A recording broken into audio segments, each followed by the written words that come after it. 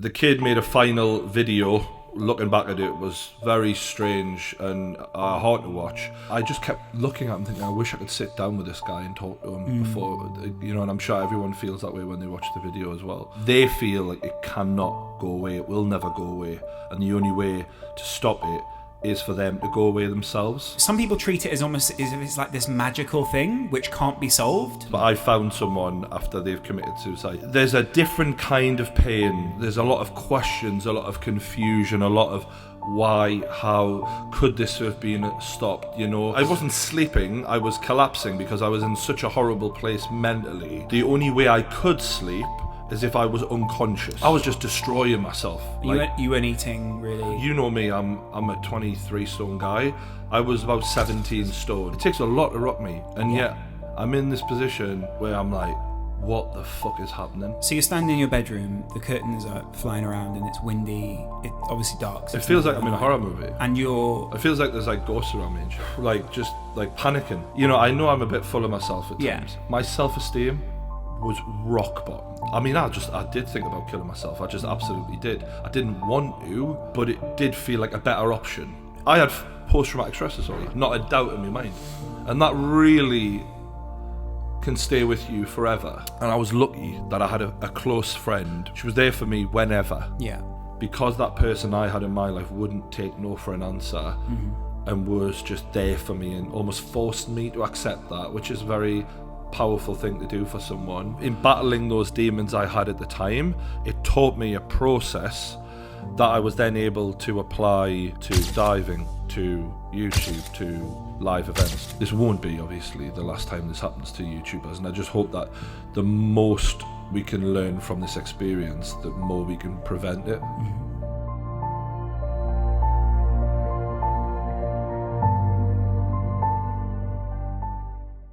Welcome back to the True Geordie podcast. We were going to do a True News this week, but some sad news of a suicide in the YouTube community meant that it felt better to do it on a podcast. It didn't feel right to make a comedy show this week, did it? No, not at all. It's very sad for YouTube, despite whatever anyone might think of Etika, who took his own life. The YouTube community, even though we're like across the globe, it does feel very tight-knit. And I didn't know this guy personally, but I know people who knew him well, like Keemstar seemed to have a good relationship with him, and a few others. But basically, the kid made a final video, which, looking back at it, was very strange and hard to watch. Went to a bridge in Manhattan, I believe. I think it was in the New York area, and jumped off, and his body was found a day later. And for this to happen in the YouTube world, it doesn't happen. I'd like to think it's because people have got their eyes on us at all times, and if we're heading in that direction, it'll be obvious. You'd hope for that, and you'd hope that help would be there before it got to that point. But looking at this kid's life, I mean, the signs were on the fucking wall. Well, the reason the signs were there was because he literally told everyone in a video, this is the end for me. Quite a few times he tweeted things out, which were very worrying. And I think he was a little bit of I think because he made noises about this could happen to him previously and nothing happened, people just thought, nah, I guess some people switch off at that point and they're like, it's a cry for attention or drama seeking or whatever. Can I just say one thing? Because I've really thought about what we're going to do in this podcast. Nothing that we're going to say in this podcast is in any way trying to exploit the situation or equally trying to make light of what happened. No. But I think you do, and sometimes I think the problem is after someone has taken their own life or something serious has happened in the community, too often we're too afraid to evaluate it in a real way. Yeah, people like naturally emotions come into it, and sometimes people avoid the truth. But we tend to, when we're avoiding truth, go to cliche. And I'm not saying you are, but what I'd like to avoid in this conversation is that talk to someone if you're feeling down, stuff that comes out. And if you're not feeling, if you're feeling anxious, then go and tell. And I know people mean well when they do that, but it really is the sort of toy in the Happy Meal. Do you know what I mean? Yeah. Like it's, you get everyone doing it, and it's sort of like it becomes worthless at that point. So I'd like us to try and go a bit deeper today. And that's for me what kind of happened with him is I when you said to me, oh, he said he was going to take his own life, my first thought, if I'm completely honest, was the boy who cried wolf, the boy who continually courted dramatic attention, and then when it came to actually needing attention, and I'm not blaming him. He says that. He says that in his final video, and the final video fucks. I would imagine anyone who watches it. Well, it played on my mind. It's been on my mind every single day since I watched it, and after he died, it's like how casual he was in joking about, like, I'm never going to get to see that end of that show. Yeah. Like, and you're like, you can laugh. You can. There's light in there. There's something in you that you're not hopeless. You're not.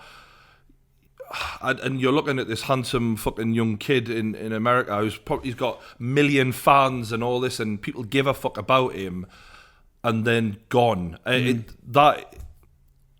That is a bit mind blowing, and I just don't know if I could ever wrap my head around that.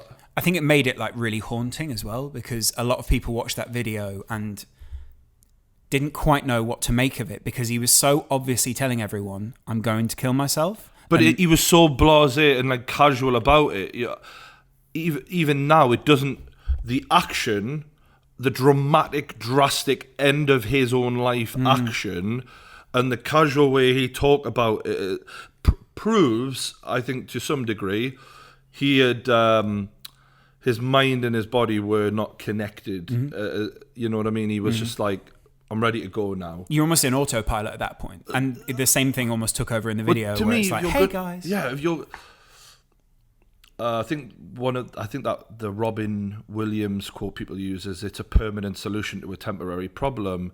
And if you're going to go to that permanent place, and you'd think there'd be so much rage, so much anger, so much hurt, so much pain pouring out of him at that moment.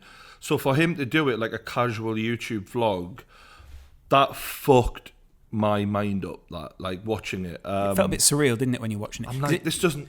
It felt a bit almost Black Mirror-esque, or sort of like a movie had been written and someone had scripted it. I think that's why some people will be really struggling to. I know Keemstar has talked about how upset he's been at this guy passing away, because they had a lot of banter back and forth and that. And he even mentions Keemstar, like, I wish you the best. And, yeah.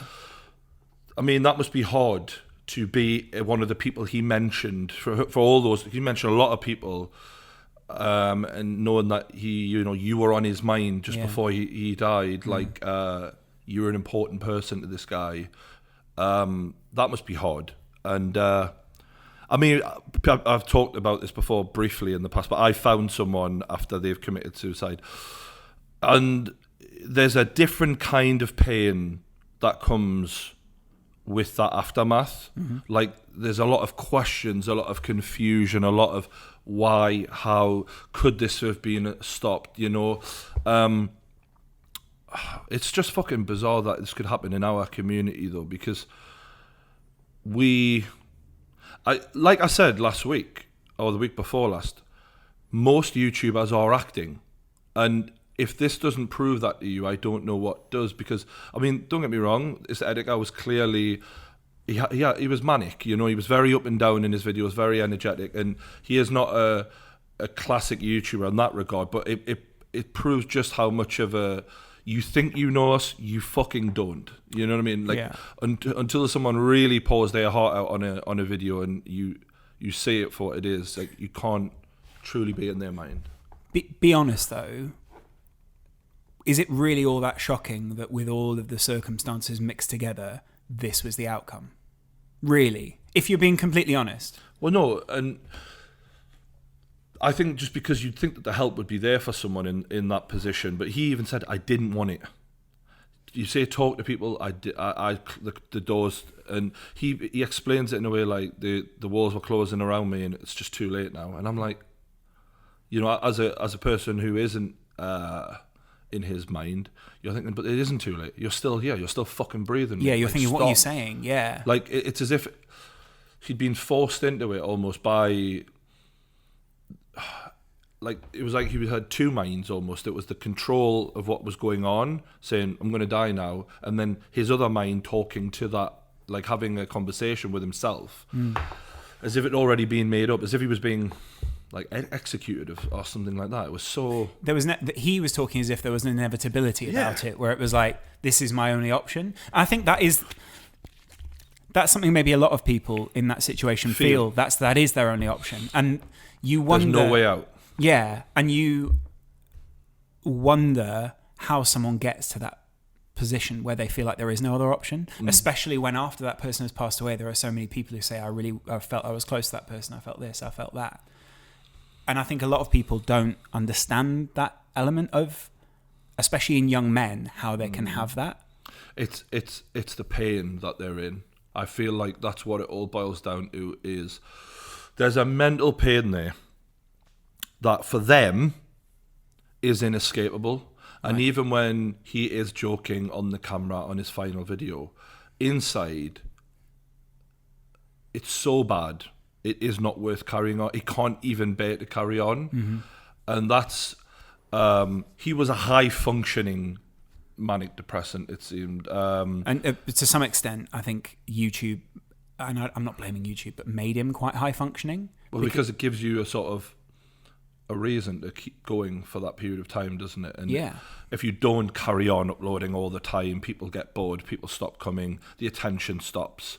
And I think that in that regard, it might have been a bit of a vicious circle for him. And I don't know, we're surmising, we don't know the guy, and I apologise if I offend anyone who did know him, because I am trying to sort of work out what happened here in the hope that it doesn't happen again. But it's that pain. They feel like it cannot go away. It will never go away. And the only way to stop it is for them to go away themselves.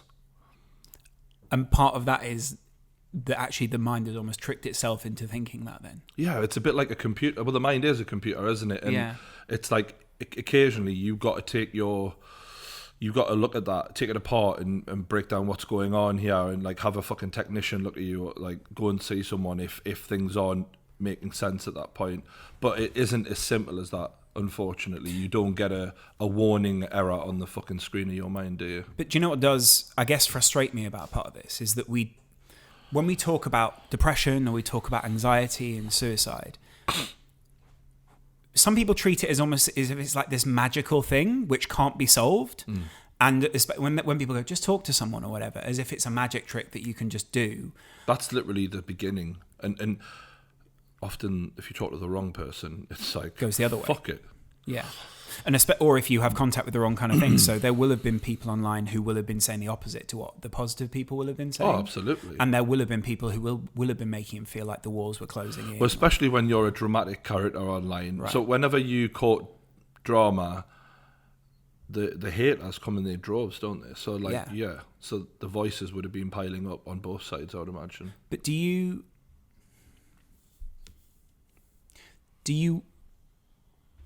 again, I'll come back to, I wasn't surprised. And that's what sort of feels harrowing to me about it. I'm not surprised by anything that's happened here. It felt inevitable and completely expected. I'm like, of course that's what happened. And that's what the saddest thing about it is there are a lot of factors when you read back in his story which were feeding into that. But because they've become, YouTube is it normalizes extreme characters. It normalizes characters that seek attention. It normalizes unusual human behavior. It's very rewarding to those people, isn't it? Yeah. To people who are, and the problem is the odd people. I always say to you, it's funny because YouTube is full of people trying to be cool. Yeah. But almost everyone I know on YouTube completely at my school would not have been in the cool crowd. Yeah. None of the sidemen, and they probably admit this themselves, would not have been in the cool crowd. You know what I'm saying? Yeah. So don't just pick on them. I mean, no, but I'm using cool, examples. Cool. People like PewDiePie at my school would have been bullied to fuck. Right. So it's sort of a place where the different are excelling and become celebrated. And I like that. Yeah. Don't get me wrong, but in some cases, the very, very different Etika end up excelling here as well, and sometimes not for the best reasons. So I think that's the next point for me is that you never get a community which just stays still. A community is always changing, always evolving. And I think YouTube doesn't quite know what it's created here in mass communities that follow people. And when you have to stand out in the crowd of people who already stand out, they're already a bit weird, they're already maybe the people who look at things from a slightly different angle, that can send you down some very weird routes where you begin to, you'll eat a 16-pound lobster just for attention, or you'll punch someone, or you'll slap someone, or you'll do this, or you'll do that. It's kind of like when we were kids, I remember people in the newspapers, people like Katie Price, who she just marry men randomly just so she remained relevant. Yeah. Very YouTube is now like another level on top of that, where you'll do even worse shit than that. Although Jake Paul and Tanner are going down that road. But I weirdly, and I know we criticise Jake and Logan every week, but they do have a family around them. They do have a family. That was one thing that Etika, he mentioned his mother. It was ever so briefly though. In the video, I thought, when Keemstar gets more of a mention than your own mother, is that a little indicator of what real support is around you? And maybe he was just in a place where his brain wasn't acknowledging his family support as much as it maybe should have done. I don't know, but I was just trying to read into what has gone on here, which is very hard to do. But I get what you're saying. I've been in a place of depression before. I wouldn't say it was. How old were you? In my early 20s. Right. So, but it was brought on by events. It wasn't. I didn't naturally just. I think with Etika, I'm sure events haven't helped. But what I mean is, I feel like this guy would have had problems regardless of what job, what lifestyle he had. It was in his a chemical thing, I think, partly for him. But for me, it was an event. As I said, I found someone from suicide, and just bang, I wasn't coming out of the house. I wasn't talking to someone. I didn't want to talk to anyone. And you did, and if someone had said that to you, you wouldn't have Fuck off, mate. Especially if it's an Instagram story or a Twitter post. Fuck off. If you read that and and I'm not talking about being actually depressed or thinking you're depressed.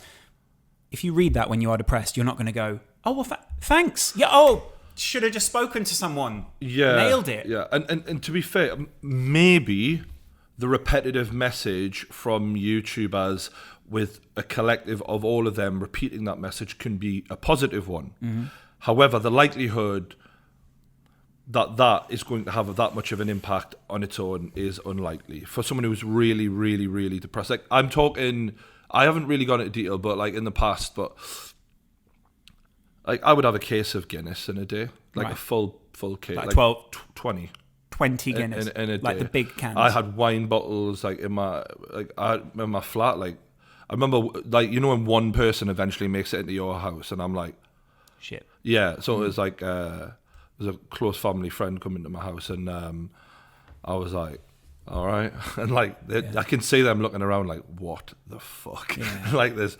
Because I was prescribed diazepam from the doctor, which are basically they're like sedatives. They relax you, but if you take, if you combine them with other things, you'll be in a place of extreme relaxation, and not in a good way, you know. So not in a way where you can keep functioning. I mean, I wasn't sleeping. I was collapsing because I was in such a horrible place mentally that the only way I could sleep is if I was unconscious. Right. You know what I mean? So the pain I was in internally was so bad that going to sleep awake, like as a normal person would, the dreams, the etc. were horrible.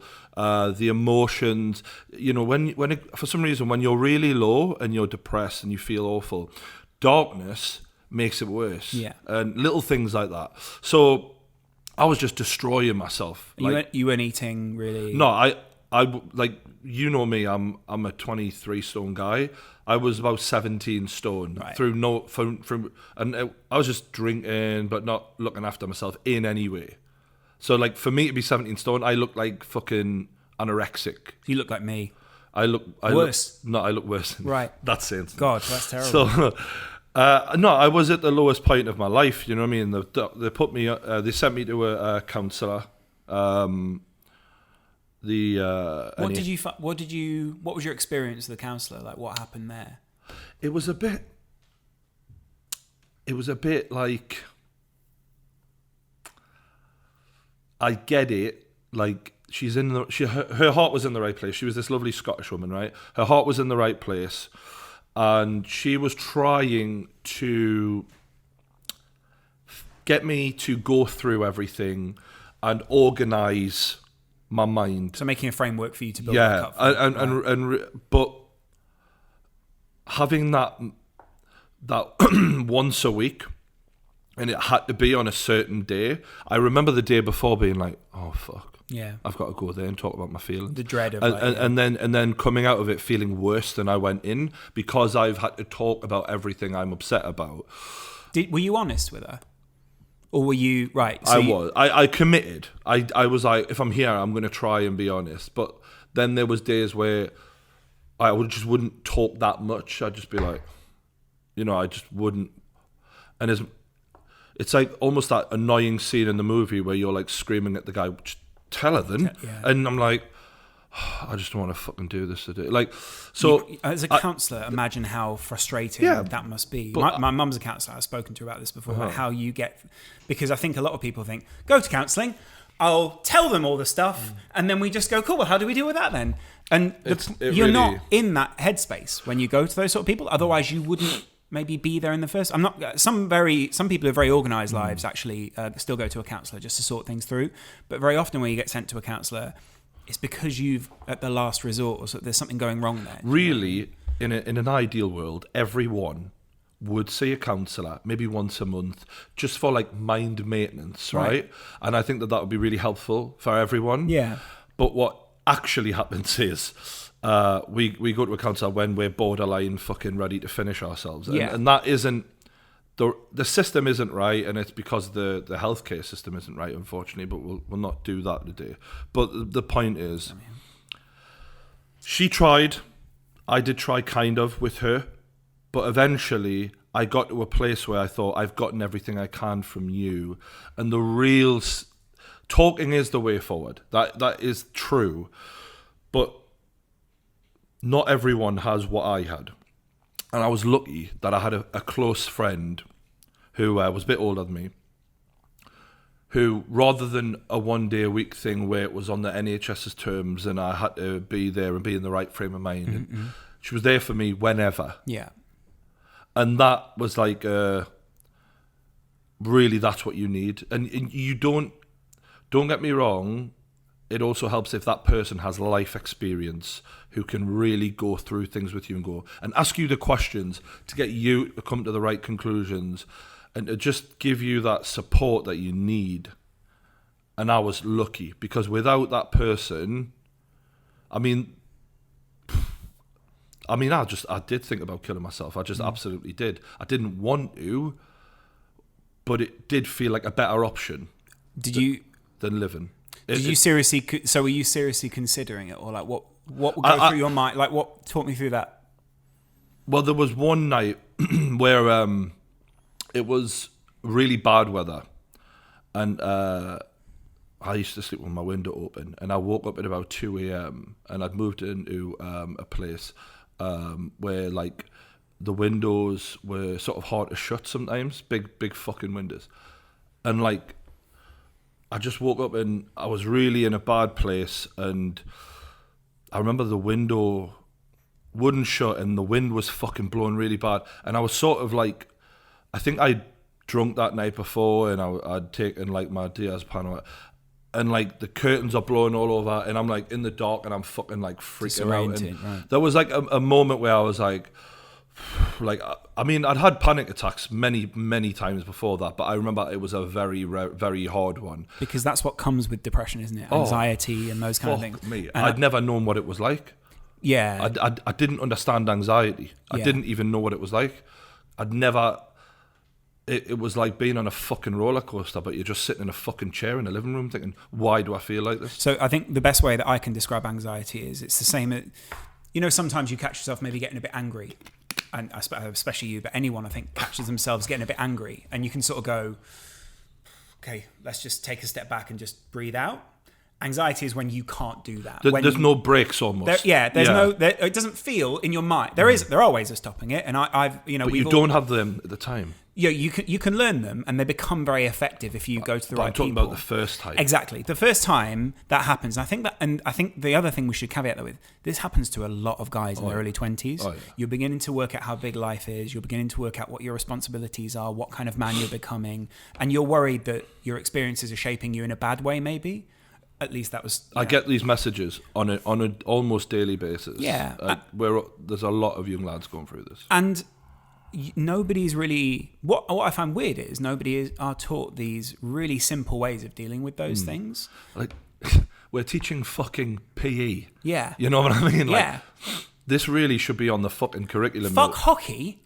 I think it's a good idea. Not just hockey. I mean, badminton's pretty useless. Yeah, as well. whatever. Yeah. You know what I'm saying? Like these coping mechanisms, they shouldn't be something we have to struggle to find out. I think the other side of it is these should also be something where we go, this is actually something that you maybe need to go through in order to grow up. Like you will naturally feel anxiety at some point. You will naturally feel sadness. And I'm a pretty in control guy though, as you know. It takes a lot to shake me. I can get in a fucking middle of a boxing ring in front of 20,000 people on a microphone and people watching at home, millions concurrently. No, whatever. but what I'm saying is it takes a lot to rock me, and yet I'm in this position where I'm like, what the fuck is happening? So you're standing in your bedroom, the curtains are flying around and it's windy, it obviously dark. It feels like I'm in a horror movie. And it feels like there's like ghosts around me and shit. I didn't think there was. I didn't know what was going on. I was just panicking. Would you have bad dreams and stuff as well? Yeah. I mean, when you have a traumatic... I mean, I had post-traumatic stress disorder. Yeah. Absolutely. Not a doubt in my mind. And that really can stay with you forever. I still have bad dreams. Absolutely. Almost weekly. Because it sort of shapes the routes that your mind goes down in a way, doesn't it? It's when you go through... If you have any experience where you find someone in that way, or you have a personal experience which is very bad, I know people who've suffered attacks or whatever, it never fully goes away. So you need to learn how to deal with it. And I think the other side of that is it's also that you have to have gone through it to understand what that would be like. And I think everyone says that. But I think very often, say you're telling me your story now, I can relate to it in a way that maybe I've had a similar experience. But I've never had your experience, so I don't know how intense that is for you, or I don't know how it's impacted you. And in many ways, it's a bit like, when you go and watch a film and you go, oh, well, that was bad. Yeah. And then afterwards, I'm fine. Oh, mate, there was one night I remember just getting so, blasted. Would you just drink alone? Oh, yeah. In complete silence? Me or and watching Grand Theft TV? Auto. Right, Grand Theft Auto. That was my only thing I used to do, is play Grand Theft Auto. Which one? 5. Right. And probably one of the worst I ones. would, but then if I had it got to a point where I had a girlfriend or whatever. How? I just you know what I'm like. So anyway, I don't want to make light of this, but but just I don't know why. I can't understand it, but I think in some ways they just saw me as a project, or a little bit someone to look after a bit, and I wasn't taking advantage. I wasn't even thinking on that level. I was just I'd make them go to the shop for me. Right. I'd make them go and buy my beer. Would they be buying 20 packs of Guinness for you? I can't believe we're laughing about it. I'm not laughing. I'm genuinely stunned that someone would consider themselves a girlfriend and then go, I'll go and get you a 20 pack. I stopped getting haircuts, right? So my hair was getting really long. How long are we talking here? My hair was longer than your hair. Really long. No one wants to see that. No, but it was really, and my beard, but my beard wasn't combed or anything. Okay. I stopped looking after myself. You look like Castaway. I would get in the shower, but I didn't give a fuck about much else. So some things never change. So, but I remember there was points where I was like, I haven't been outside in a week, or whatever. So I wasn't in a good place. And I remember one night I got up and I was throwing up one night from the state I was in, and but I was alone, and I started choking. Right. And I was like, I could fucking die here. I'm really panicking. Funny old thing. That'll make you panic. And that was sort of a very scary moment where just so fucked up. And I didn't do this to myself because I thought, what I don't want to do is glorify or romanticize struggling and being in pain. You know, because I remember when I was younger, I thought there was some sort of achievement by having a hard life, and there isn't. But I was in a bad way, and I was just self-destructing, and I thought, I'm going to fucking end up killing myself here by accident, let alone fucking on purpose. Yeah. And weirdly, I think that fright made me, it made me realize something a little bit, like I'm taking it to levels here where I'm really, really taking the piss. But also that you do actually want to live rather than... I think that the pain didn't go away, but the fight was there in me. You know, I was really trying to fucking hurl this fucking shit up out my lungs or whatever. So the fact that I cared enough to fucking do that and I didn't just give up, I think was a little bit of a, all right, well, there's something there that gives a fuck, even if I'm not enjoying life in any way right now. And the talking to the person really, really helped me. And gradually I started caring more about myself. But it was a very slow... It took me about 4 years. And 4 years to start, like, looking after myself again. And, like, really being normal to some degree, you know. Yeah, it was fucking hard, like. I've never told you that before, but like, no, not I think fully. No, not yeah. fully. Why? So within those 4 years, like, what were the steps? Like, step one is like talking to someone. Step two was just getting out of the house. Well, the thing is, I can't compare myself to Etika at all, and I'm certainly not trying to do that, because Etika, I feel like, should have been on medication, and I was given medication, but I didn't take it. So I wasn't working. They put me on, like, they were like, you can't fucking work, and I was like, yeah, no shit, mate. Yeah. So they put me on, like, whatever. Income support, whatever. Yeah, they give me some little, very little money, but it was something. The dole isn't a lot. I think a lot of people sort of go, oh, you don't have a job, you can go and get the dole. It's nothing. Like, I was a teenager living with my parents, and I remember when I first graduated, my dad was like, well, if you're going to be applying for jobs, you might as well go and sign on. Yeah.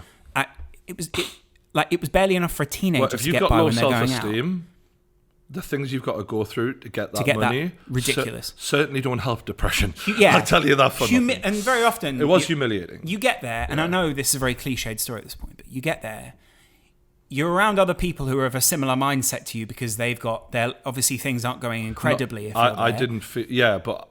Some of the people around me made me feel worse. Yeah, and I'm like, feeds fuck into me, it. am I as bad as this cunt? And but you end up on that sort of, is this what I'm like? I am part of that group, and you start to identify with that aspect of it, and then you walk into a room and someone goes, "Have you got a job yet?" You know, I know I'm a bit full of myself at times. Yeah. My self-esteem was rock bottom. I felt like everything I thought was going to come in my life was never coming. Yeah. I felt like a failure. I felt like I was letting people down. I thought, hold on a second, like, I'm intelligent. I've got abilities in areas. I'm literally just I'm gonna be like no better than the fucking dregs of society. And it begins to feel inevitable. Oh mate, it's never. 4 years it took me to fucking sort this out. I mean, I wasn't not working for 4 years, but you know what I'm saying. Like, mentally, I was there. Like, I'm fucked. Yeah. Like, and so you can begin to relate to what Etika was going through, because it is that element of, it felt... Well, the wall's closing in on him. That's what you said, sort of thing. And I get that. I felt that way, and there was but I kept thinking to myself, like, when I hear other young people sort of say they're struggling or whatever, like, for me, I look at Etika and I think, you're worshipped by people. Like, you are I think that they call them the Joy-Con boys. They're his crew and that. They loved him. You know, he was an entertainer. He was a fucking entertaining guy from what I've seen. Like, you know, I mean, he was divisive, clearly, but he was an entertaining guy. I'm like, there was so much for this person to live for. Whereas for me, as a young kid in Newcastle who just, you know, couldn't get out of bed, you know, didn't want to leave the house for weeks and on end and stuff, I felt like the walls were really closing in. Do you think part of your route was shaped by the stories that you knew? Because one thing I definitely got from when he was talking was there is this idea, which I think a lot of people should try and avoid if they're trying to go into the creative industries, of this pained artist, this person who, like you said, has to go through pain in order to get to the good. Yeah. Because those are classic stories. Those are, St. George had to fight the dragon. All these, you have to go through. For me, it wasn't that, because I had no intent of ever being a creative or being on YouTube. But you can still end up being a pained person, and you like you said, you get told, like, with hardship comes blah blah blah. Not me, because I class myself as like a strong man. Yeah. And I think that even and I fucking know I'm strong. So that even made me feel like more of a failure. Like, because I've got that expectation of myself in my mind of being a man who just gets on with it and is strong. That's when it becomes even more humiliating for my own self, because I'm like, and I heard Etika use these words as well about how he was like, you can't be a bitch. You can't be a bitch. I'm going to cry now. I'm not going to be a bitch. Like, he said that like as a joke on himself. Like, he was still keeping that up to the end of like, I don't want to look a certain way. I care about how I come across, even though internally the turmoil is there. And I get that. I think that's why I just stopped leaving the house or whatever. Do you know what I mean? Because I was like, I don't want people I know to see me. You don't face up to it. No, because if someone looks at you when you haven't had a haircut in fucking months or whatever, and you just don't care, you feel even worse then, because it becomes real. So while you're pushing self-destruct in private, it's like, no one cares about me. I don't care about me. So this can continue. No one will ever know. But then when someone looks at you, and I think because that person I had in my life wouldn't take no for an answer, and was just there for me and almost forced me to accept that, which is a very powerful thing to do for someone, that made it real. The judgment of, oh, look at all these wine bottles and look at all this, oh God, I can't believe you're doing this. And like, I was like, oh, it is bad, isn't it? Like, and it made me feel like she cared, and therefore I couldn't really carry on doing that to myself. Like, I'm not saying that was the strength completely, but it gave me something. Even though I felt like a letdown to her, it was better than just carrying on in my own private space, letting myself down. It sort of confirms it in a way. It's facing up to it. You're made this is to. happening. Because in Grand Theft Auto, like, as silly as it is, and this isn't an advert for them, but it's a little fake little world. And in my head, I was like, yeah, I'll just do this instead of real life. You know what I mean? Like, I'll just blank everything out. I'll do this. I had a bit of cash in the bank, and when that runs out, that was the thing in my head. I remember thinking, well, when the money runs out, then maybe, like, then I might just do it. Right. You know what I mean? Like, there was little things in my head, like, I wouldn't accept, like, reality or consequences or... And that's another thing I think I mentioned in his video, is consequences, and, you know, I'm going to have to pay up, and I'm going to have to... Now's time where I've got to, like, face up to what I've done and stuff like that. Which you was know all what I mean? for me, what I found so difficult about that was it was so cryptic, or at least it felt cryptic. Maybe there were people in his audience who are going, well, I completely understand what you're going through. It wasn't easy to understand. And I felt a lot of that was him explaining himself, like, in his own, to himself. And and affirming those struggles and sort of at least acknowledging it. That's what I'm saying, though, is when you're about to do that, there comes a day where you're like, what I'm saying, me and him are different, and I'm not. Yeah. But all I'm trying to do is relate in any way I can here. And I remember just putting it off and being like, well, I'm not enjoying life now. I hate life now, but I'll play it out for now to see if it changes, and then if it doesn't, then I'll do it. Weirdly, that's kind of what the mind does to it. Is it keeps putting stuff off. Like, it just keeps. And I guess that my moment was down the road there, and I was getting fucking close to it, looking back at it, because I remember I mean, that person lent me money and really helped me get out of that situation. But like, yeah, it was there, and I just luckily had someone put their hand out for me before that happened. Yeah, it's fucking mad. Was part of that 4 years like reprogramming the way that you thought about life then? It was making my circumstances better. But you have to go through action to do that. So you have to tell your brain, you can't sit and play Grand Theft Auto all day. You can't sit and drink 20 Guinness a day. Well, it was breaking those habits. Yeah. And breaking that cycle. So it was about just trying to find good habits. So one of the first habits was go back to the gym. Right. Find things I liked that weren't bad for me, you know? And when I uploaded that first YouTube video, I was definitely still about a year before the end. So the first Nile Ranger video, I still had another year of like getting out of that mentally. So one of the things that pulled me out was realizing that I could have a career in YouTube and not have to do something I didn't like anymore, because I'd stopped diving. I was like, fuck that. Fuck it. Probably not in the right mind space to dive. I mean, I did go back diving after like the bad times, and I fucking, you know, when you've got anxiety, you don't want to be putting a tight suit on and then going down to the bottom of the sea. If you've got anxiety, don't fucking deep sea dive. Did you ever have an anxiety attack at the bottom of the sea then?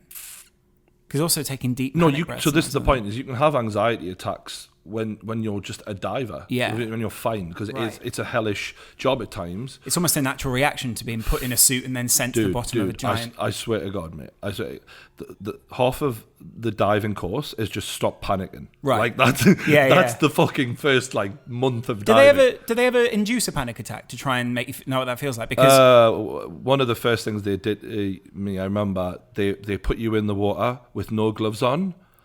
And I was like, why do you do that? And they were like, because you'd be worried about the cold and you'll stop having a fucking panic attack because you think, fuck me, I'm freezing. It gives you something else to worry about. But yeah. Did it work? Kind of. Because I remember when I just got used to it after a while. So CBT therapy, which is cognitive behavioral therapy, breaks down your behaviors and basically makes you reflect on them. I know a rape victim who had that. That therapy. So CBT. Yeah. You don't want to say CBD because those are two very different things. Yeah. And so they would basically go through the same process of you work out what your mind thinks, why your mind thinks that way, and then you work out an actual way of dealing with it rather than the way that your mind has already come up with. So you break those thought processes. And so for me, it was anxiety, and I had anxiety around whatever, you know, and we broke down, right, why did your body see that as a threat? Why are you reacting in this way? And then the best thing that I acknowledged was a lot of these are perfectly natural ways for the body to react. So anxiety is actually a very natural way to react to a threat because your body feels threatened. It feels like it has to run away. So your heart rate goes up. You begin to sweat, all these kind of things.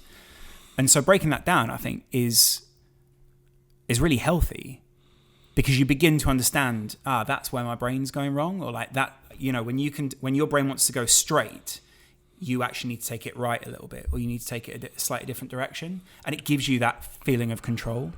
And I never had that, but one of the most valuable lessons I've had in life from where I was, a guy who was not coming out of the house for, you know, months at a time, to hosting KSI versus Logan. And being in a highly, oh shit, everyone's watching me situation. I think that whole show was an anxiety attack. Was learning that control over what would not. So in battling those demons I had at the time, it taught me a process that I was then able to apply to diving, to YouTube, to live events, and it's a very healthy skill, and that's why we're saying people should really be taught this sort of stuff in schools, because pressure of any sort will fucking be difficult to deal with, and I've seen people struggle with pressure a lot because we're in those situations where, you know, on a live show and things like that, you see people struggling with things like that. I think when we first started the live show, it's fair to say there were times where like we were both struggling. Yeah. Not with like the pressure of people watching you, but like maybe the pressure of keeping it going or the pressure of all little these things. And that's not, it's not real pressure. No. Obviously diving is harder, but it's all really the same. I think that is a really good point to make, actually, is because a lot of people go, well, it's just YouTube. Why would a YouTuber kill themselves? Come on, he's got a great life. And it takes away that human element, which actually is everyone's in their own little bubble, and especially on YouTube. Exactly. So for example, to someone else, my life is very simple and straightforward because you're not in my head. And but to me, the podcast, the kickoff, True News, it means a lot. It means a lot, and I take it all really seriously as someone who is a diver or works at a shop or wherever. You know, we all take our own lives seriously, and I'm sure. And if you watch Etika, you can see things meant a lot to him. And there's like, I think I'm lucky that I got through all of that before YouTube, because there are some things about YouTube which, when you become a YouTuber, promote unhealthy ways of thinking. And there's like an endorphin kick that you get when you release a video, and it bangs. And for me, it isn't really about the numbers the way it is with other people. But there's a when I feel like I've done a video that's got something to it, there's a meaning there, where I've separated myself from what everyone else does at times. I get a kick out of that. Yeah. And I've noticed, like, with us not doing as much of the podcast lately, I've been missing that feeling. And then when we did the podcast recently, when people liked it, I was like, oh yeah, I've been missing doing that. And so I can only imagine if you are manic the way he was, those extremes are a lot higher and a lot harder to control and handle. And especially in, I think, gaming and your audience, well, not a million miles away from each other. Everyone on YouTube's in a similar circle, but in gaming, the reactions are different. You've seen his reactions when he did things on his he was a big Nintendo Switch player. Yeah, he would react, and you know, I'm sure people loved that, but also it takes a lot out of you in a weird emotional way. And I think the other side is for him, it will teach you. Because actually, reacting in that way in the beginning can feel quite easy. It can feel quite, well, that came out quite easily and everyone loved it. Yeah, I remember in the FIFA community, for example, when people would pack things, there was sort of a natural reaction. I'm sure to getting a big player, and then a year went by and 2 years went by, and people were having the exact same reactions, and you're like, why are you still this thrilled about Ronaldo?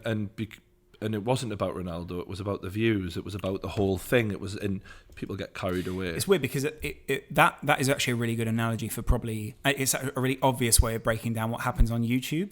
The person was no longer excited for Ronaldo. They were happy and excited for the consequences of getting the Ronaldo card. Exactly. And it being like, I can react to this. And I've got my title and my thumbnail, and there's a relief there because they're putting hours and money into opening packs, and they're just praying they get this one fucking player to make it all worthwhile. So there's a relief as much as anything.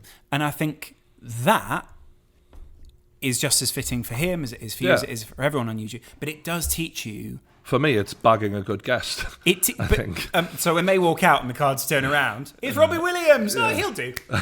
Yeah, again, he's no Messi. We've already packed him. He was in team of the season though. Don't you? It teaches you, I'd say, a bad thought process. It's not healthy because YouTube as a system just rewards a certain thing in it, and in order to achieve that, you've got to think a certain way. And if YouTube rewarded quality programming over sensationalist titles, we'd be in real trouble. We'd be lucky. No, I just think it would be better for creators. I think it would be healthier for the mind state. And I think that as much as I don't, for example, and I'm not relating these two subjects, but what happened with Logan was definitely a result of his mind state, which was as a result of the YouTube way of gaining success. And he obviously took it too far and he did the wrong thing, but more things like that will happen because of the way YouTube is set up. You know what I mean? And I think part of the problem is, I think we often have these conversations. People go, social media is bad, isn't it? And we all go, yeah, social media is bad. They go, it's YouTube's fault for the algorithm. And you go, I don't think YouTube told you to make that kind of thumbnail or to react in that way. Monkey see, monkey do. So when you've seen another YouTuber do it, you go, that worked for them. And it's not necessarily all YouTube fault by any means. It's nature of people. We drive past a car that's had a car accident and we look because it's like, oh, and it's for the same reason when a sensationalist title that 9 times out of 10 has a bullshit video behind it, but you can't help but click on it 10 times out of 10. Just in case, you know what I mean? So, but yeah, I think also the ability to hide behind editing hides the reality of the YouTuber mind state as well. So like, that's not a snide dig at me, by the way. No, like I said, like YouTubers are fake people, and I don't mean that in a nasty way. I just mean they put on a persona for the camera, and then the real them is often most of the time very different. In the same way you'll do when you go to school or when you go to work or when you go, but these people edit that down. More exaggerated. It's distilled. Yeah. So the real person and the person at home is just further apart than what you'll see from a fucking fireman or whoever. But does that teach people? But that's the point, though. Is Etika used to stream a lot, and when you stream, as we know, or when you do a podcast, a lot more comes out. Right. You know what I mean? And I think that didn't help him either, because people see in a lot of moments where they picked at it, and they like with a podcast, the comments are always a lot more, because people see so much more of you. There's so much more to unpick. There's so much more to have a go at you for. Yeah. And I noticed that, like, when we started podcasting, that there was just so many little things that I was like, fuck me, this never happened when I did like 5-10 minute videos, like, and for that reason, because not like putting a fucking sob story out there or anything, but as I've told you privately, haven't felt great for the last few months, and that's why I haven't really done any podcasts. Like, yeah, I've been struggling with guests as well, but I didn't really want to interview anyone. I didn't really want to do these type of videos because it all just would come out, you know what I mean? So I was like, oh, fuck, I can't fucking just leave it. Leave it. You know what I mean? And I think Etika having someone there to pull him out of that situation would have been very healthy for him, because he was going into it, you know what I mean? He was fucking living it. Like, he was shouting, the revolution will be televised, I think, to a police officer. And I think, I don't know what he meant by that, but I think his end was televised in many ways. Like, that, for him, he was talking about his life, his thing, what he was going through. I think a lot of people are surrounded by like that is a cliche, but it alludes to something, and I think a lot of people, especially on YouTube, will go down that route where they'll look for meaning in these big phrases. They'll find that, and things become quite extreme very quick. Well, and there's a saying of going out in a blaze of glory. I don't know about glory, but when things go wrong on YouTube, it's hugely over exaggerated. Like the whole James Charles thing earlier this year. I mean, what did he even do? You know what I mean? What did he? In the grand scheme of things. And yet you'd think the way YouTube reacted and the internet reacted, you think he'd fucking killed someone. Like, it's ridiculous. So when you are feeling like that, it's going to be 10 times fucking worse, isn't it? Like the walls are closing in. Which, I mean, credit to James Charles for coming through that. I don't know. Yeah, he's a strong kid. Like, I've got respect for him after that. I do. It does. I'm not getting into this place where we go, what examples that setting for the kids? Somebody please think of the children.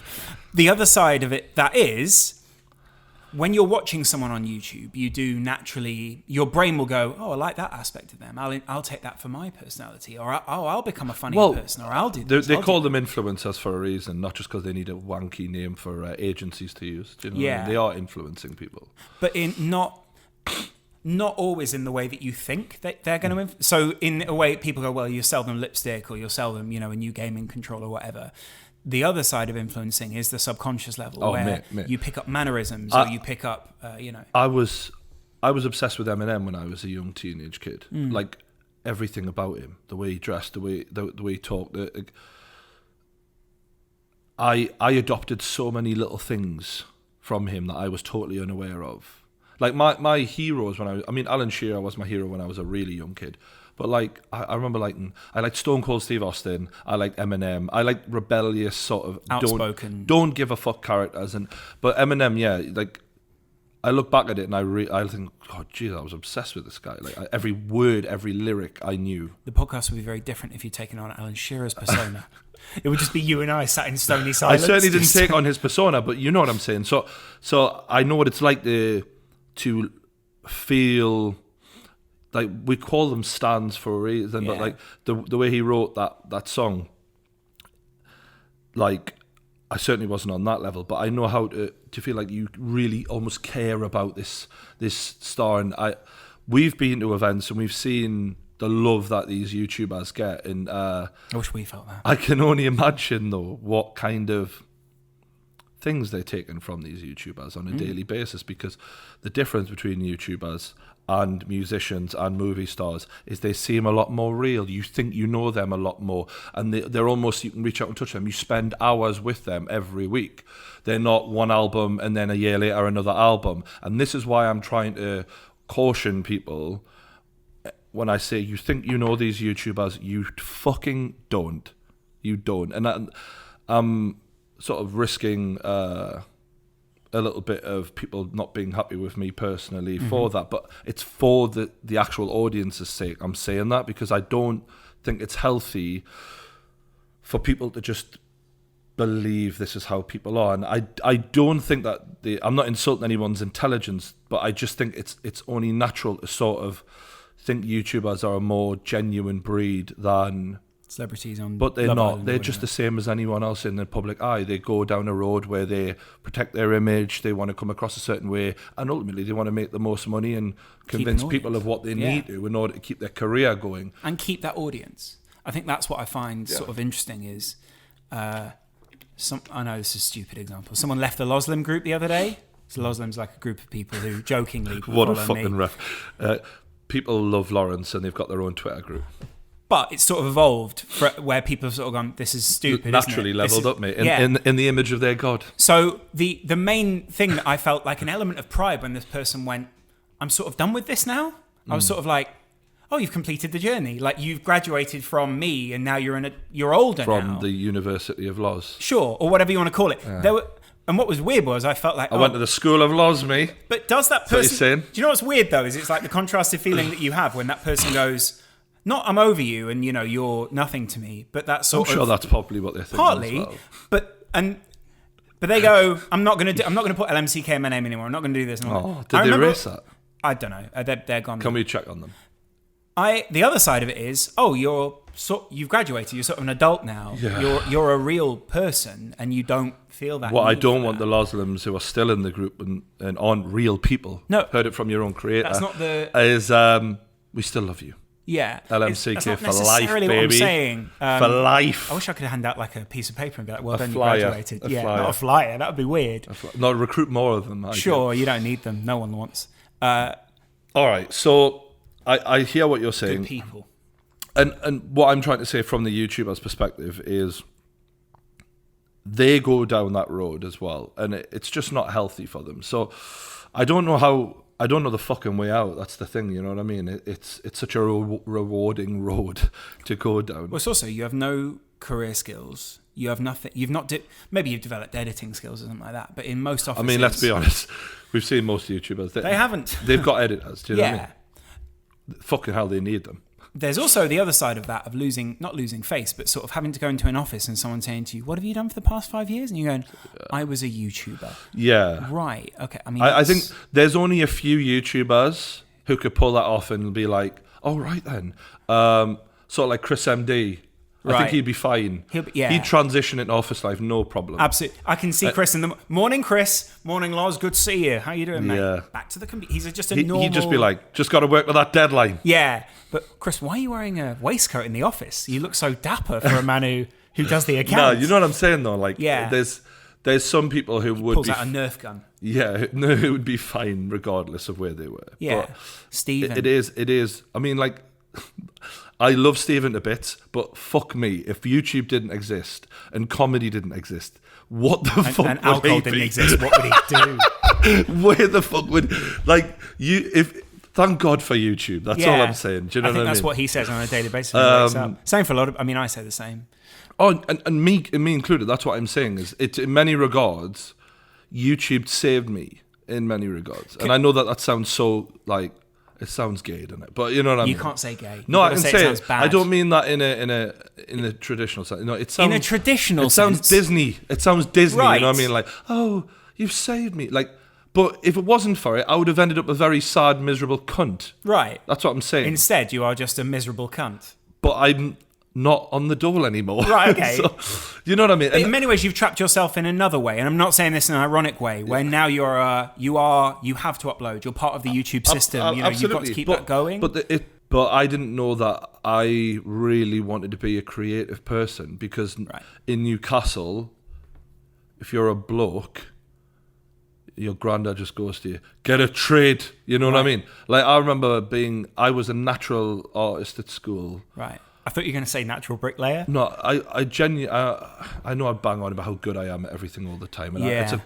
but I'm not, I'm not great at anything. I'm not saying I'm great at anything, but I was just good at certain things, like art and swimming and being strong. And sometimes combining the two. But like, I remember being like, underwater. I used to draw for hours, and my granddad would be like, "I'll not get you anywhere," and then I'm like, paying a tattoo artist fucking £100 an hour or whatever. So the point is I could have being a creative and being very, very happy, and I think that was what I was truly searching for, and YouTube just happens to be an avenue where I can finally do that and enjoy my life. But I was pushed away from that. I was told, become an engineer, become a tradesman. Is that because life is not as crude as pick a job, become the job, be that person? And it's the same for YouTube. But it was in my granddad's day though, and I'm sure a lot of young lads up north are probably getting told the exact same thing. And for some people that really works. Well, some people it really is good. Of course, they smash it. But what I'm saying is, I wasn't built for that, and I didn't know, because I'm thinking, well, I'm a man, I can do that, and I was just not happy in it. You know what I mean? And really, what I should have been doing is trying to find something I was passionate about and to go for it. I get what you're saying. The other side is the world cannot be all artists and creators. Thank fuck, because they're fucking wanky people, generally. Right, we are. But I do dislike the idea of finding your one true self, or the one thing you like, because I think for someone like you, it works out really well. You can tell that story backwards and go, I found what I love. But there are people out there who found different things. Exactly. Yeah. But the way I'm not saying you're telling the story badly, but some people will watch that and go, well, I've got to find my one thing then. And some people become obsessed with this one thing. And that's somewhat what YouTube relies on, is that these people go, I've got this massive audience. I must have been destined for this. Like, this is my thing. I'm a creative. And that's what I'm trying to not say. So I don't look back at it now and go, this was all meant to happen, because as easy as that is to fall into sometimes, because I look at certain moments and I think, wow, that was amazing. I guess I must have been destined for it. But what I'm trying to say is, no, it was creativity which made me happy. And if I'd found that being a tattoo artist, or writing stories, or narrating, being a voiceover guy, or what, I don't know, doing little things. He's good at all of them. He's available for them all if you... Yeah. No, but like, there's just different things, but I'm just saying, it wasn't about that. It was just about finding something that gave me a reason when I was in that really low place to get out of bed. Mm-hmm. And when you are rock bottom, if there's a thing you enjoy like that, it can be the difference between staying in bed and ending up at the end of that road, which you think one day I'll just fucking off myself, and finding a reason to be like, no, actually, like, this is kind of fun. I'm enjoying, like, finding a little thing to take pleasure out of in that moment can change the direction of your whole life. So you created some meaning in your life, really? Yeah, because I was like, well, I'm enjoying this, actually. Like, and I hadn't felt that feeling. Diving made me a lot of money, and I used to have such a laugh with the lads. Like, I was making solid money in it, but I didn't enjoy the job. And once I stopped going, and I didn't see a reason to go back and whatever, it was just a bad road, as I'm saying. So, whereas there was a passion, there was a reward I felt from uploading a video, you know, even if it was a shit video at the time or whatever. I was like, oh, there's something to this. Do you think if you had God, or if you'd have had something with a higher meaning in it, then your path would have been different?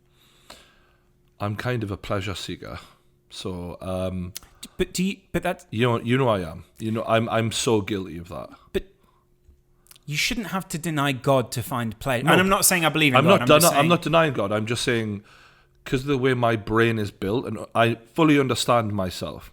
I'm a person who seeks that reward, who chases that dream. Or just that pleasure. That spirituality wouldn't have been enough for me. It wouldn't have. Really? I wouldn't have ticked that box. I need more. I need, or not necessarily more, but I need that feeling. Do you think that's what and I'm not saying you're wrong, do you think that's what some people tell themselves so that they don't have to face up to that spirit? I know you're quite a spiritual person, but some people tell themselves that because they don't want to face up to having to go through that spiritual journey. So for some people, it's easier to go on this ego-filled YouTube journey. And again, this isn't a slide at you. That some people go on that ego-filled YouTube journey where you can avoid being spiritual. Because there's no video where I turn on YouTube and I go, this guy's just meditated for 6 hours and then had a meaningful moment, and then he's turned his camera on and expressed that. Like, YouTube is quite a meaningless place. It is, you know, there are morals all over the place that people are breaking every day. We're very judgmental in all our videos. There's sex everywhere. There's all these things that, I'm not saying the Bible's right, but it does game all those things that every religious book and every spiritual book warns you about.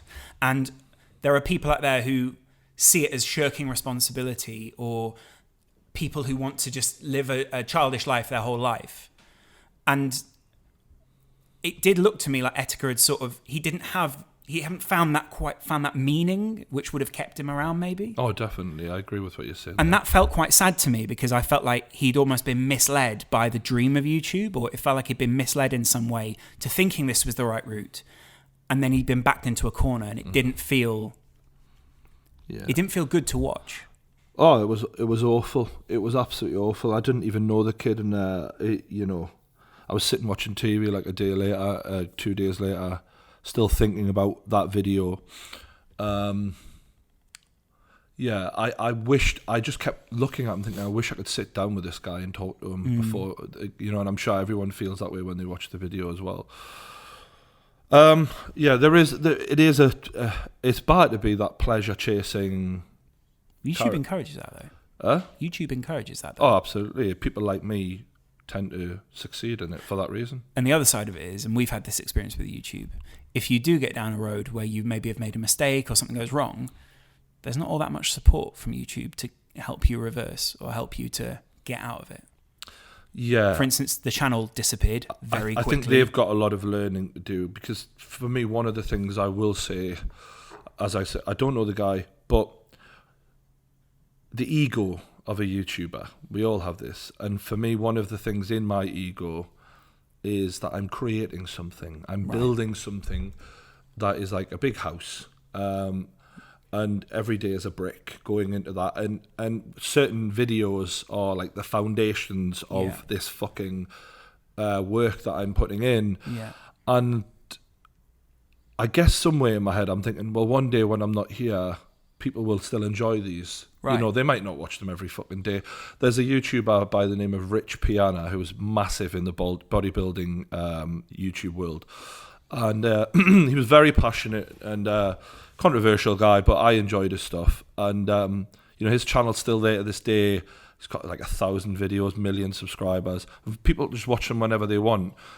And it would be heartbreaking for a YouTuber to put all those hours into a channel, and for your audience who got you there and loved your stuff to not have that, to go and your family to go and watch those videos. So I think YouTube really need to reinstate his channel. I know he might have broken a few rules, right? On certain videos, if he did, take them off or whatever if you have to. But he's also not here to benefit from that anymore. Yeah. So why try and enforce those? Those rules make no sense. What the problem is they've acknowledged him on Twitter, but he shouldn't be a dirty little secret of YouTube. And if they feel a bit like, he got wrapped up in the YouTube game and this ended up happening, maybe if we just, So that is not what... And I don't think they've done that because his YouTube channel was deleted before he died. But the actual final video they took down. There's last words. And for all they might be a bit hard for people to watch, they should be up. Yeah. They should be there. It's fucking... Because that's someone's memory. Absolutely. That's someone's life. That's his last words. I was really struck by that. And that you've actually kind of triggered that in me, that I remember thinking... Because of the cycle of YouTube, something that, we were talking about this when we were talking about the kickoff and clips and all these kind of things, is it's here and then in the next week it's irrelevant or it's sort of gone. And so you begin to treat all the videos that people make in that way, but actually someone's put a lot of time, a lot of effort and a lot of thought into each one of those things. I'm not saying they've made laws up or they've done anything particularly brilliant, but they have put time into that, and these are real people. Yeah. So appreciating their time and their effort and what they're going into. YouTube owes that to us. Yeah. As YouTubers, because everything that we make, they take off. I'm not even talking about the profit. We're building their fucking network. We're building it for them. We're doing the work for them. All they've got to do is make sure the website doesn't crash. But and they're doing a reasonable job of that. In an existential sense, you're actually putting your life into this. Yeah. You're putting your time into it. If my channel, got deleted, I'd be fucking devastated. You know what I mean? It worked really hard on this, and is there something really meaningful about it though? The fact that he's not here anymore. Fucking right, man. Because imagine, for example, just going for an extreme example, but imagine tomorrow, all of a sudden, Michael Jackson and Elvis's music was just gone. The fans would go fucking mental. Now, I'm not comparing the work of this kid to them, but for his fans, that's how it feels almost. You know what I mean? And I just thought, that's fucking out of order, that. But because videos are going out so often, and very often when people go, I have one bad video, the next one will be better. You don't treat... I don't know why people don't treat YouTube as a craft. Because every other thing... If you go into TV, everyone talks about it I think because anyone can do it. But it's underrated massively because you get tired. Yeah. Because it started out with people uploading videos of their fucking dogs doing tricks. Yeah. Then it's a lot... You all get tired with the same brush, innit? I just find that so weird. But even the dog doing the trick, that person's taking the time to teach their dog a trick and then film it. Anyone can do it. There you go. Boom. But, yeah. That's their attitude, though. That's what I'm saying. I'm not saying that's my opinion of it. So you're saying because it feels less rare, it's like it doesn't feel like a diamond. It's not a Netflix show, is it? That's what they put. That's the way people judge it. You know what I mean? I get what you're saying. But personally, I care. Moving forward on YouTube, I am worried that we're going to see more of this, and I just hope that what we've seen happen with Etika shows people how not to handle things a little bit, and we take as many lessons from that as possible, because YouTube is a baby of a company, and we are all sort of finding a lot of things out firsthand. So I just hope that people can take as much from that as possible in not going down that road, and when we see the signs as an audience, flagging it and forcing something to be done next time. I guess that's part of it, because he was looked up to. A lot of people thought, well, he must be fine because he's a man. Yeah, and men are looked at differently than women, and I think that's why there's a real, obviously men and women commit suicide, but there's a thing going on in the young male community, isn't there, where part of the problem is we're supposed to be the strong ones. So there will be supposed to be strength there. Yeah. Yeah, we'll bottle things up and we will internally destroy ourselves rather than come out and talk. Women are so much better at talking about feelings and supporting each other through shit than men. Or you've only got to look at, like prison documentaries and stuff. Men are busy trying to take over prisons and be the dominant one and play political roles. Women are cuddling each other. Like, there's a totally different nature there. And that is one of the reasons why we are shit at opening up and helping each other. It is that balance of never power. do that. Right. I've got very close friends who I love and care about. Like, I never really ring any of my mates up and go, I'm having a bad day. I'm having a shit day, mate. Like, I think we do. Mm-hmm. And this isn't a knock on any of my other friendships, but I don't do that with any of my other mates. And it isn't because I don't feel like I can. It isn't because I think that they would treat me badly or give me bad advice. It's the habit. Right. It's the habit of being in that. And also, I think from where I'm from. So, like, one of the things that I've picked up from being around you, I remember... this is a funny thing to bring up. When I first came to London, when I first met Laurence, I remember I got out of a car. We were half drunk and we were being chatting all day. And we'd been talking a lot on the phone and being mates, but we hadn't met each other that much. And I remember you hugged me, and you hugged me like a hug. Friend, yeah. Yeah, and I was like, nobody really hugs me like that in Newcastle. Like, it was sort of a strange thing. I was like, oh, right. This is what Londoners do, is it? I do remember that. Do you remember? Yeah. I remember we got over taxi and I was like... You're quite taken aback, a bit like... What? I wasn't being like, ooh, gay. No, yeah. Gay boy. You didn't come across in that way at all. It wasn't that. It was like that was good. He's different, like, as in, like... And I went, see you later, Brian. Walk off. Oh, lovely little squeeze. Yeah. No, that wasn't the way it genuinely, though, it was like... You are very sharing and you are very, like, mature and you talk about your feelings. Mm-hmm. So being around you, even though I have all those internal thoughts, I've always been like, all right, face everything head on and deal with it. I don't usually open my mouth and tell someone that. Right. So being around someone like you has been good for me to be that way. But I still... wouldn't do that with anyone else because I just haven't broken that cycle with other people. It's difficult. I think it's a difficult one to do, isn't it? Because I think women are so good at that. They all tell each other fucking everything. We say nothing.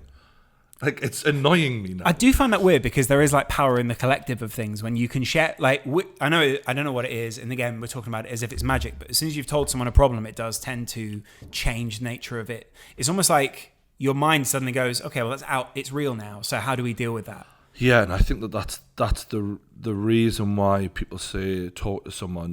Not that most people don't really understand the full workings of why that helps, but it does help for many reasons, and that is one of them. Is A, it becomes real, so it's unavoidable, so you're not fucking burying your head in the sand. B, someone else knows about it, so they can help you and give you any advice, or even just let you offload that.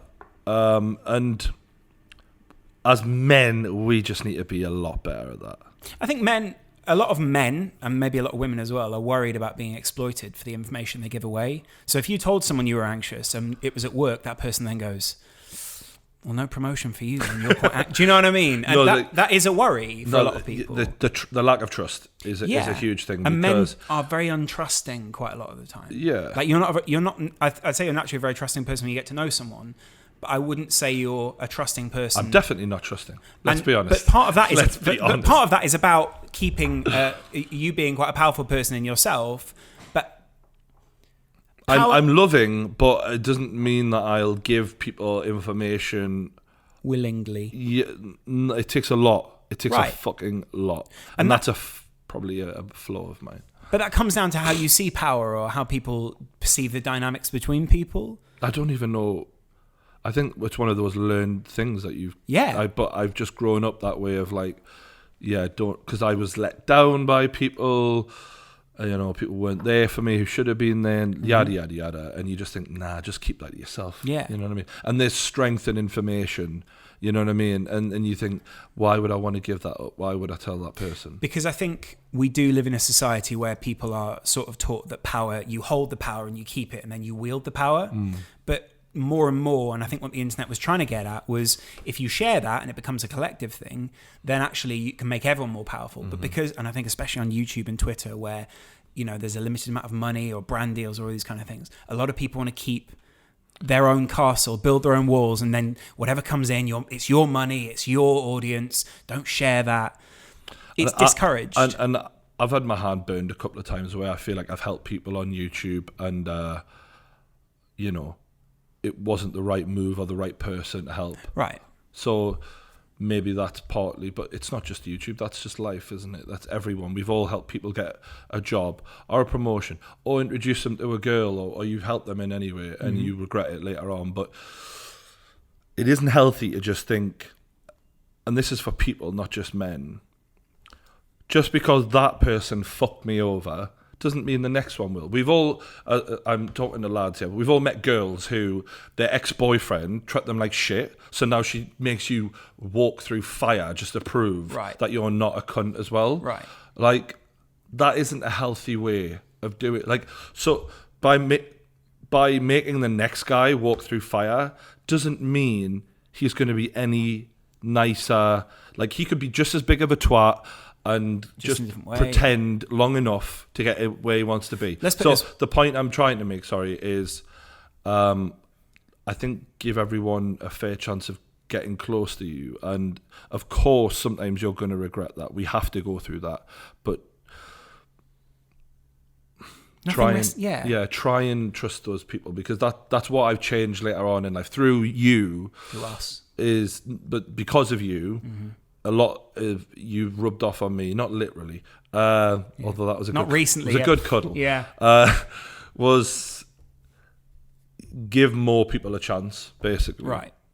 And if you are in that place, if I'd had a mate like you when I was in that dark time, it would have been a lot easier, is what I'm saying. We'd have done multiplayer. Well, yeah. Grand Theft Auto Vice City. Well, I do like. 5, sorry. We are here for each other. I think that. That is but if I didn't have a mate like that back then. Do you know what I'm saying? And it took an older woman, not in that way, but you know, a very caring person to come in and help me. But the more people around you can have like that, the better. So bring the defenses down, I think, is my main thing I want to say to people about that, because I think that's one of the hardest bits of when people say talk to people. It's also just letting people in is fucking difficult, isn't it? Especially if you are anxious or you are depressed, because actually your natural reaction is to defend yourself. And especially, I think it's also very natural that if you were, so for instance, you know, you can relate it to it being in the wild or whatever. If you are disoriented or whatever, you'll naturally just swing if something comes for you, because you'll worry it'll be an attack, and your body will perceive it that way even if it isn't. So it's about breaking down those very natural thought processes and explaining them to yourself. And this is what I try to say to a person I spoke to recently who'd lost someone. What you're going through is normal. Yeah. And that, because it doesn't feel normal when you lose someone, especially to suicide. Like I say, you go through all these questions, all this pain, all this heartache. Your brain goes through. People say, "Oh, you're going through the stages." It isn't a formulaic thing. You don't have a 10-step plan to being fine after grieving for someone. Yeah. Sometimes you're at this point, the next day you're at that point. It's all fucking over the place. You're in pain. It's all normal. Yeah. And that is a really important thing to cut yourself some slack. If you want to go out and get blasted sometimes, that's okay as well. Like, you don't have to feel guilty about it. It's just when you get to the point that I get to, it ain't okay. Yeah. At all. Should we wrap it on that? Because I feel like I don't want to get too preachy. I feel a bit bad when I don't feel like I'm the guy for that. I'm glad we talked about it today. R.I.P. to Etika. I'm very sorry for what happened to this guy.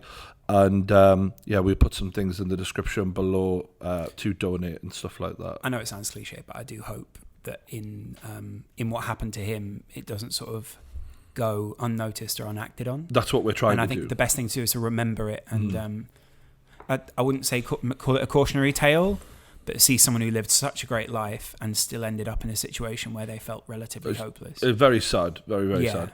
All right, thanks to everyone who joined us today. Don't forget to like and subscribe. iTunes, we're on Spotify and all that good stuff. Thanks again. We'll see you later. Do you want to have a hug now? A little hug. Is this how we... He doesn't know how to... Can't do it on camera because it feels awkward. You know what? Oh, there you go. All right. He loved it. He loved it, really. Okay, that's it. Good one, guys. Make sure you get the awkward hug in at the end.